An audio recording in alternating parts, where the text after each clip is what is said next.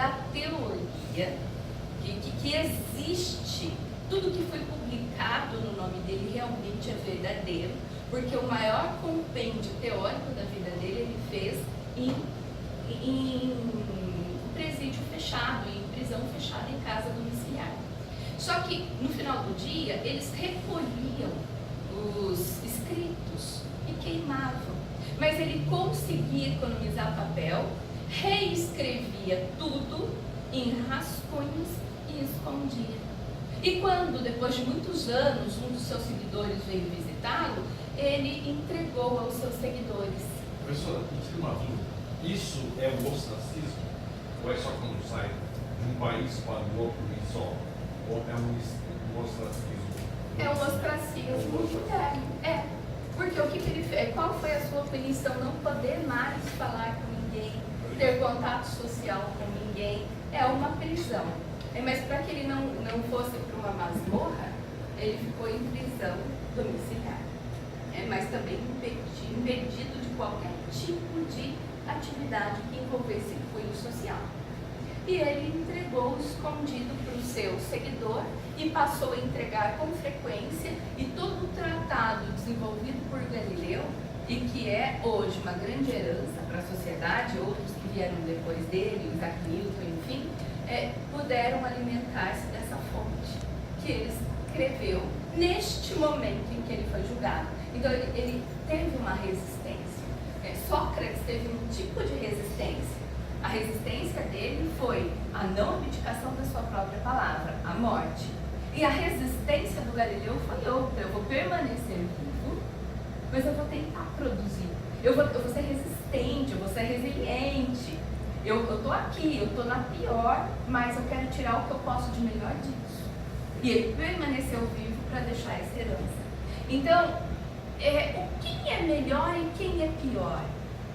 Como que eu posso julgar a atitude, pode passar para o próximo, do Galileu e do Sócrates? Como que eu posso dizer o que é melhor ou pior dentro de determinadas situações e contextos? Eu trouxe essa frase, que é do apóstolo Paulo, citada na Bíblia, agora eu não vou lembrar o capítulo, mas ele diz o seguinte: tudo me é lícito, mas nem tudo me convém. É interessantíssimo. Tudo me é lícito, eu posso fazer o que eu quiser. Eu posso fazer tudo, posso. Mas será que tudo que eu quero fazer me convém? E convém à sociedade? Então, é para a gente pensar.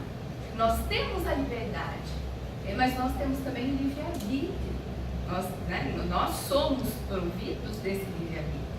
E o que nós vamos fazer diante disso, a consequência pode retornar para nós. Então, é uma escolha. Próximo.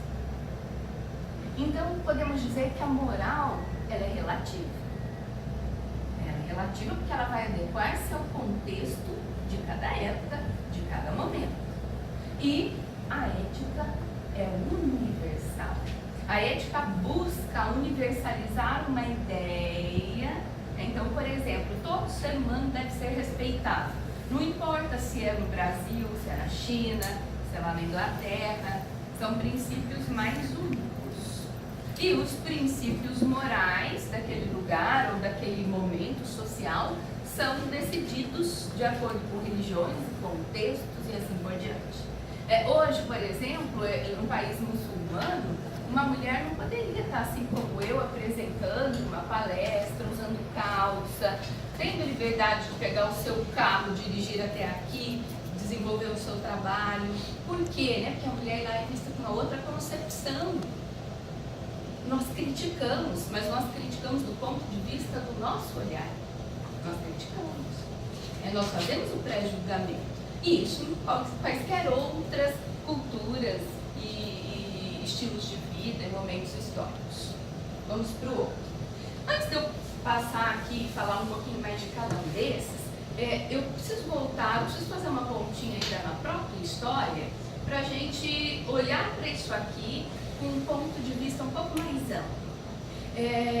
Houve um tempo, e até ao mesmo tempo em que esses grandes inventores, cientistas, grandes literatos, grandes artistas plásticos foram julgados pela sociedade moralista da época, tá? Então, nesses grandes momentos aí da humanidade, nós tivemos vários e temos até hoje, estamos vivendo até hoje as pessoas que pensavam diferente, principalmente do que a Igreja Católica concebia, as pessoas que pensavam diferente eram extremamente execradas do próprio ambiente religioso e, consequentemente, da sociedade. Então, você não podia pensar diferente. Você não podia. Não podia, não. É assim que tem que pensar, é esse princípio que você tem que seguir, é assim que a igreja prega, é assim que a Bíblia diz, você tem que fazer. As pessoas que conseguiam, ou que questionavam, ou que buscavam ideias de um outro âmbito, elas faziam um movimento. E esse movimento era um movimento de impulso, era um movimento era uma execução, era o que tirava você do seu lugar de conforto, da sua zona de conforto. É o que te movimentava a buscar. Então, eles costumaram chamar a pessoa que movimentava-se, que pensava, de dínamo. Porque o dínamo é o quê? Meninos, já viram o dínamo? Quem gosta um pouquinho aí dessa área de mecânica já deve ter visto, tá? O dínamo é eu sou péssima para descrever isso, vocês poderiam descrever isso de uma maneira muito melhor, mas ele é parte da engrenagem, né, que impulsiona o movimento de uma máquina, de qualquer tipo de máquina movida. Então, o dínamo é uma peça gerada, né, é uma peça criada para dar impulso. Então, eles consideravam as pessoas que se movimentavam como dínamos. E essa palavra em grego significa daimon, né? Então, em português a tradução é dínamo, mas a originária era daimon. E a igreja foi gostando da ideia e beleza, então quem saía fora aqui do que eu quero, da casinha, quem movimentava-se demais, era movido pelo daimon. Mas só que a gente vai ter que deixar esse daimon um pouco pior. Nós vamos ter que deixar esse daimon um pouco mais feio, para ninguém querer participar desse movimento. Então nós vamos dar um nome de demônio. Mas nós vamos ter que deixar um pouquinho pior ainda, nós vamos criar uma figura horrenda, que as pessoas olhassem e temessem estar perto daquela figura, ou ser movimentado por aquela força propulsora. Então nós vamos colocar chifrinho, rabinho, vamos falar que ele mora num lugar cheio de fogo, vamos dar lá um garfinho para ele segurar na mão. E aí foi criada essa imagem do demônio. Essa imagem que a gente conhece, vê, a ilustração dela, né, toda, e essa concepção que nós fomos criados, né, do demônio e do mal, da força maligna, a imagem, o símbolo, o significado, né, o que deu a cor para a palavra, foi aquele monstro que criaram, mas para amedrontar, para afastar as pessoas. Então eu não posso pensar diferente do que a igreja manda, senão eu vou ser movida pelo demônio. Complementando o que a professora está falando, não complementando nada, mais uma vez aí a professora, através do seu vasto conhecimento, né, ela está aí justificando para todos nós, vocês aqui, universitários, demônio, diabo. Não existe.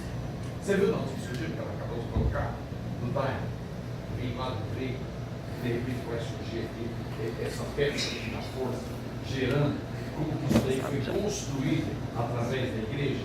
Então, assim, são muitas leis. É pecado, não é pecado, pode, não pode, sabe?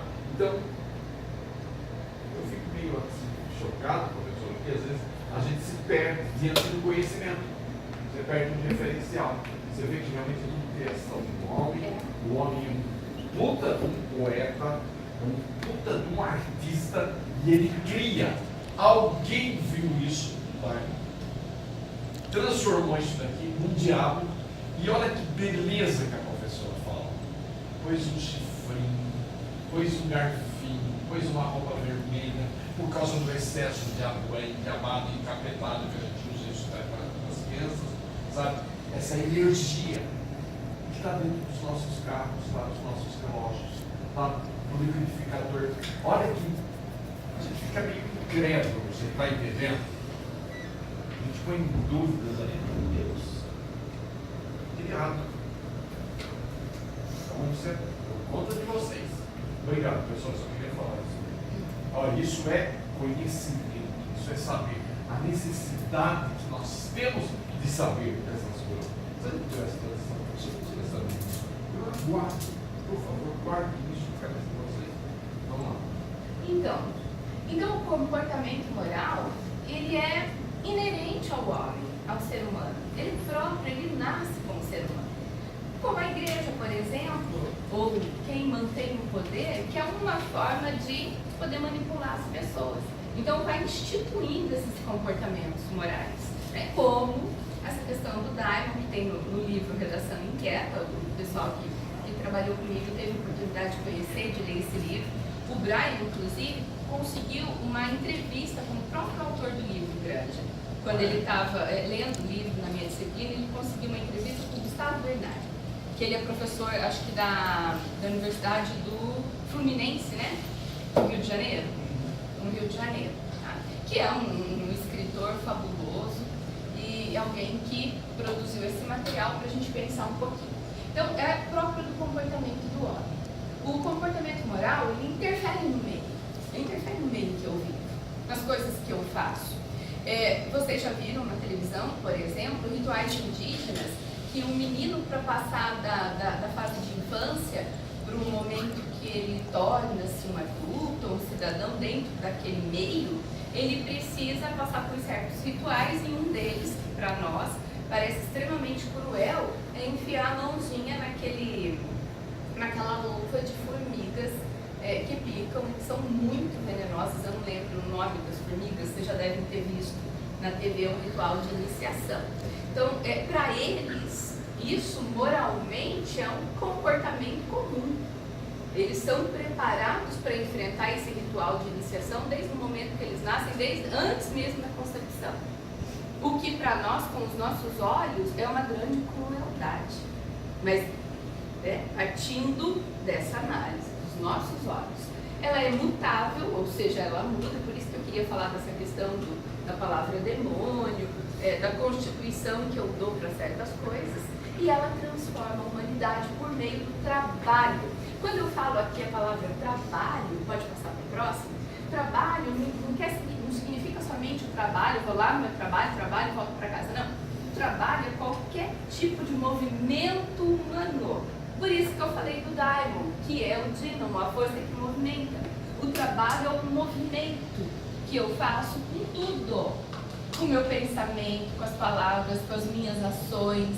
É o movimento meu diante da sociedade e junto com a sociedade.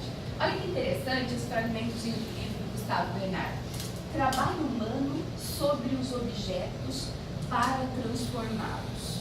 Hoje nós só temos toda essa tecnologia aqui porque o carinha lá que vivia na época da pedra lascada pensou em alguns artifícios com o próprio material que ele tinha na mão. Ele já foi gerando tecnologia, usando pedras para contar, conchas do mar para contar, para somar, para subtrair, para dividir. Então, assim, a tecnologia que nós temos hoje, ela provém de um esforço de trabalho da humanidade há muitos anos, séculos e milênios. Trabalho humano sobre a linguagem. É nesse ponto que é o ponto crucial do nosso papo hoje aqui. Sobre as palavras e as coisas para significá-las e assim significarmos. Aperta mais um aí que vai aparecer uma coisa. Então, vou dar um exemplozinho aqui rápido para vocês. Olha, interessante o valor da palavra. Eu já usei outras aqui como exemplo, mas quero usar essa.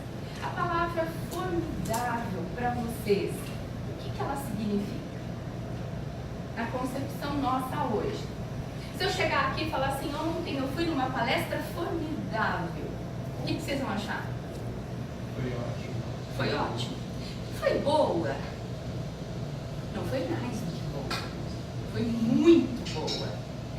Eu deixo a palavra para usar para um momento mesmo importante. Foi formidável. alguns séculos atrás, essa palavra era usada para designar as maiores catástrofes da humanidade. Se passasse um furacão e matasse milhares de pessoas, essa ação era anunciada por meio da palavra formidável. Então passou um furacão formidável, devastando e acabando com inúmeras vidas.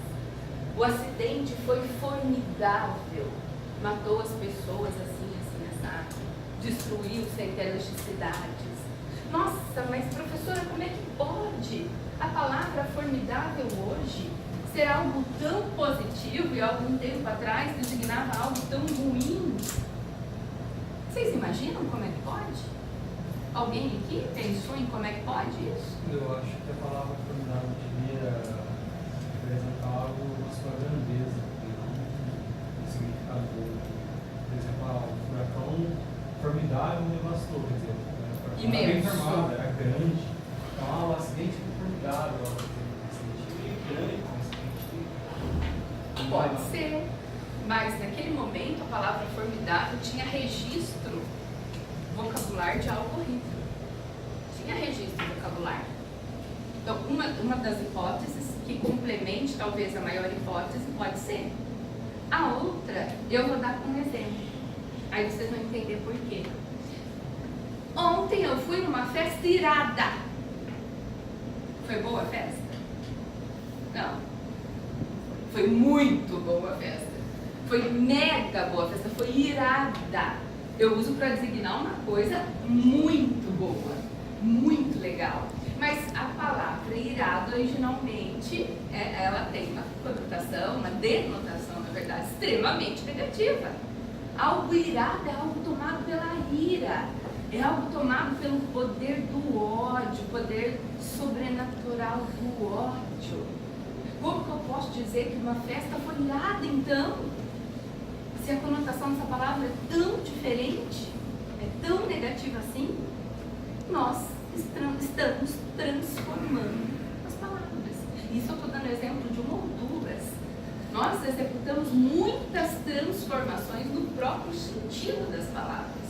Então, da mesma maneira que formidável foi utilizado para outra coisa, pode ter a mesma teoria do irado, por exemplo. Pode passar para o outro. O que é a teoria do irado? A teoria do irado é que é algo ruim e que eu estou transformando em algo positivo para conotar. Agora, vamos lá. Tem essa frase aqui que todo mundo conhece, que a gente sempre fala, que a liberdade de cada um acaba onde começa a liberdade do outro. Vocês já ouviram? Eu tenho lido muito essa frase nos Faces ultimamente, com questões políticas. Vocês têm lido? É uma frase do senso comum. Tá? Então, a liberdade de cada um começa onde acaba a liberdade do outro. Tá? Agora, passa para a próxima, por favor. Repensemos. Ela deveria ser assim. A liberdade de cada um começa na liberdade do outro. Não quando acaba do outro. Aí é a grande questão. Eu posso falar o que eu quiser? Posso falar o que eu quiser. Da mesma maneira que o meu colega também pode falar o que ele quer. Então não é assim, eu falo o que eu quero, ou ele fala, quando acaba a minha, começa a dele. Não, a minha e a dele tem que estar juntas. Tanto o que eu falo, tanto o direito que eu tenho de falar, ele também tem. Só que aí dá uma tretazinha. Qual que é? O que pode ser a tretazinha? Eu não sou aberta e liberta e não tenho livre-arbítrio, eu não posso falar tudo que eu quero.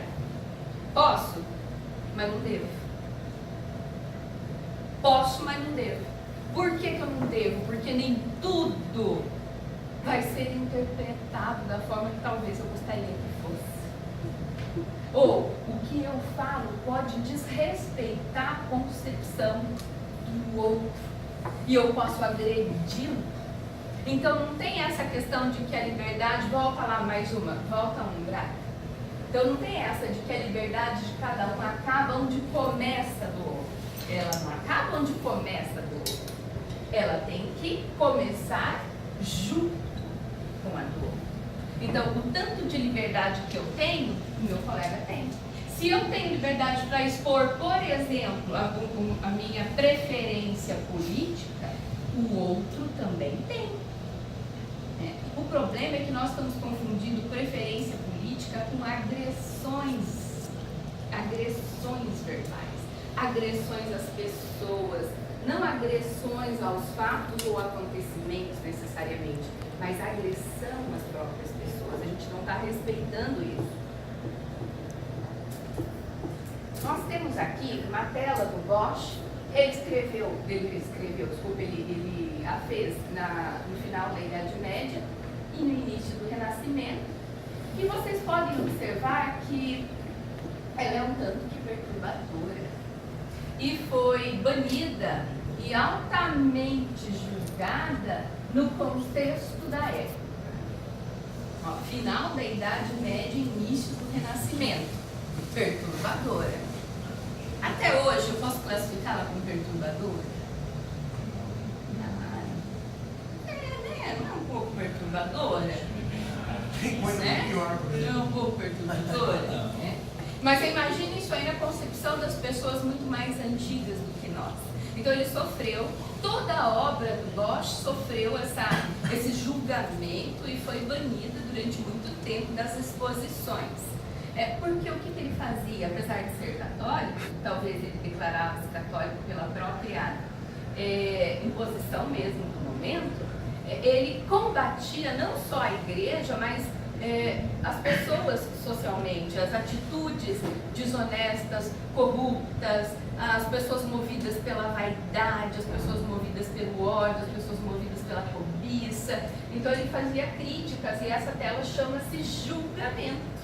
Inclusive, porque ela trata do quê? Do julgamento que fazemos do outro, da sociedade, dos contextos. Então serve para a gente refletir um pouquinho. Pode passar para o próximo. Eu trouxe aqui o print de uma tela, não vai dar para todo mundo ler, é claro, mas o que tem acontecido muito hoje, e que nós somos o grande quadro histórico da ética e linguagem no momento. Olha ali o título: Crimes contra a honra cometidos na internet. Se você foi vítima, o que fazer? Vocês têm ouvido falar muito disso, não tem? Crimes contra a honra, pessoas que contextualizam alguma coisa que um famoso disse e dão um viés só para um lado e menos para o outro, ou recortam pedaços de falas das pessoas e tornam viral na internet com uma interpretação somente de um determinado contexto. Então, o quanto isso tudo é muito perigoso, o quanto a nossa linguagem, o quanto o nosso discurso está muito exposto e o quanto ele tem passado por uma série de questões éticas aí, de comprometimentos éticos. Então isso acontece muito com muitas pessoas. E aí a culpa é de quem? De todos nós. A partir do momento que você se expõe, e se você quer esta exposição, você precisa saber fazê-la, precisa saber executá-la. A gente muitas vezes vê lá o pessoal está num determinado lugar, tira uma foto e posta, não contextualiza muito bem, o outro vai enxergar com um ponto de vista, o outro com o outro. Vocês já viram situações assim acontecendo no meio? Ou eu, por exemplo, gosto ou não gosto do fulano de tal, candidato lá à presidência, e exponho isso publicamente. E depois eu não quero a crítica? Eu estou usando a minha liberdade e eu sei que o outro vai usar dele porque eu estou usando a minha. Se eu estou dizendo lá, eu estou vendo muito assim, os posts do Face, mulheres contra Bolsonaro, Não quero saber quem gosta, quem não gosta, isso não me importa. Mas a partir do momento que você coloca lá no seu post mulheres contra Bolsonaro, principalmente as mulheres, ela está ali definindo toda uma ideologia por trás daquele discurso, por trás daquelas palavras. Ela está usando da liberdade que ela tem. E aí vem esse menininho aqui, que é totalmente a favor do Bolsonaro, por exemplo, e faz uma mega crítica a ela. E ela fica extremamente ofendida. Por que ofendida? Ela se expôs. Ela falou que ela é contra. E ela sabe que ele tem liberdade, que ele pode ser a favor. Perceberam? Então, se a gente não quer ser criticado, a gente precisa também tomar muito cuidado, ou se a gente não quer ser mal interpretado, ou não quer passar por todo esse viés ético e moral, precisa contextualizar muito bem as coisas que a gente faz e assumir, tá? Assumir a bucha que vem da tua própria atitude, da tua própria construção. Outro exemplo, põe lá. Aí o exemplo de uma psicóloga que estava do outro lado do mundo, morando, e acessou o Facebook e viu uma postagem da irmã dela na hora. E a irmã dela escreveu mais ou menos assim: no consultório médico, espero que esteja tudo bem. E tirou a foto e postou. O que só isso? Nós não sabemos o contexto. O que uma pessoa que está lendo vai pensar? Ó, no consultório médico, espero que esteja tudo bem. Ela vai pensar o quê? Que essa pessoa está indo receber um diagnóstico fatal, no mínimo. Se ela está postando que está no consultório, aí essa irmã enlouquecida ligou para outra e falou: o que você está fazendo no consultório? O que aconteceu? Você tem alguma doença grave? Não. Era consulta de rotina. E ela postou. Então, ela não percebeu que ela não contextualizou. Ou as pessoas muitas vezes têm aquela mania de querer expor demais as coisas que elas fazem e não fazer a devida contextualização, e daí as pessoas pensarem em outras coisas, e você ser criticado por isso ou ser atacado por isso pode ser uma condição. Então tem que pensar. E o último exemplo que eu trouxe é daquele caso do menino que ele foi para o zoológico com o pai, e o tigre, ele foi acariciar, pulou a tela de segurança, foi acariciar o tigre comeu o braço dele. E os jornais, até peguei um jornalzinho ali, um jornalzinho bem do momento, bem esses jornalzinhos bem, como que eu vou dizer assim, corriqueiros ali da próprio estado ou cidade, e ele informando do acontecimento e já julgando o pai da criança como uma pessoa um pai extremamente incompetente, um pai que não cuidou do filho, enfim.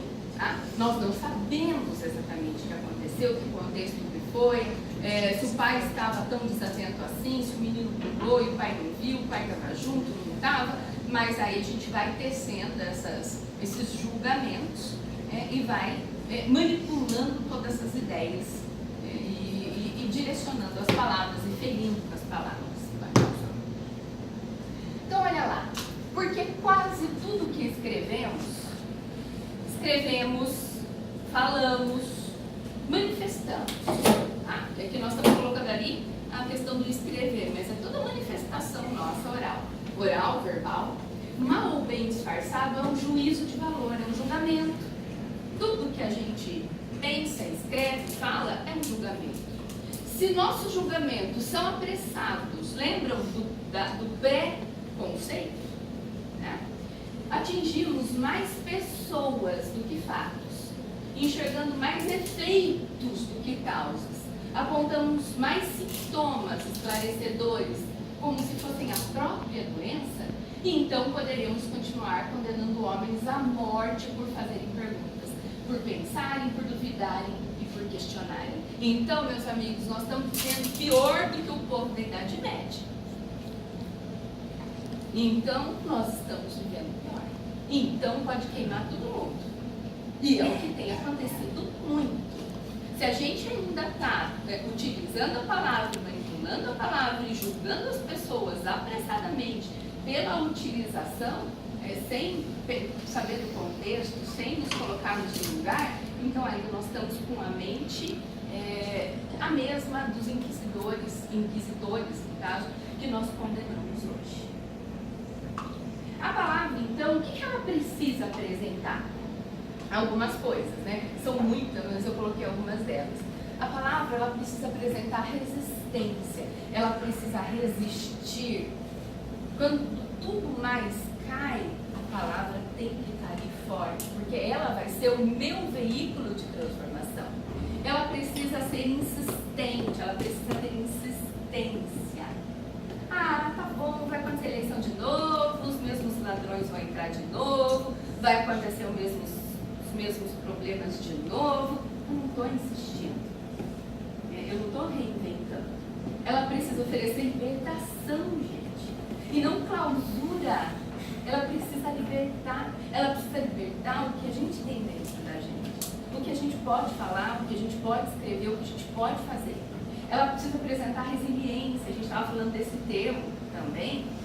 Ser resiliente é passar por questões, como o professor Grancha falou, achei muito bacana, é vergar e não quebrar. E eu acrescentei, é vergar com muita força, muita determinação, muito tesão e não quebrar e voltar e estar ali, íntegro, inteiro e recomeçar o tempo todo. É aquele movimento de construção e desconstrução o tempo todo, porque nós estamos vivendo principalmente no momento em que nós precisamos passar por isso e não está sendo fácil. E para a pessoa que está sofrendo demais e não está conseguindo se desconstruir, ela está se entregando. Ela está se entregando. Ela precisa apresentar discussão, transformação, movimento. Lembram do movimento? O dínamo, essa força propulsora? Se eu não usar a palavra para movimentar, se eu não usar a palavra para transformar, de que ela me serve? Não posso finalizar isso sem citar o maior cargo da nação, que é o de presidência da República. E qual é o maior instrumento que um presidente tem para governar? A palavra. Simplesmente a palavra. É o que ele escreve, é o que ele fala, são as decisões que ele toma, são as manipulações que ele proporciona e que todo grupo proporciona. Será que nós estamos pensando numa pessoa que consegue isso, que dá conta de fazer isso por meio da palavra? Ela precisa apresentar, acima de tudo, silêncio. Palavra, apresentar silêncio. Muitas vezes eu preciso me calar. Muitas vezes eu não tenho que falar. Eu não tenho que ter opinião para tudo o tempo inteiro. Porque significa então que você está pronto. Você está pronto. Você tem opinião para tudo? Você não precisa mais estudar, você não precisa mais pesquisar, você tem opinião para tudo. Eu morro de medo das pessoas cheias de opinião.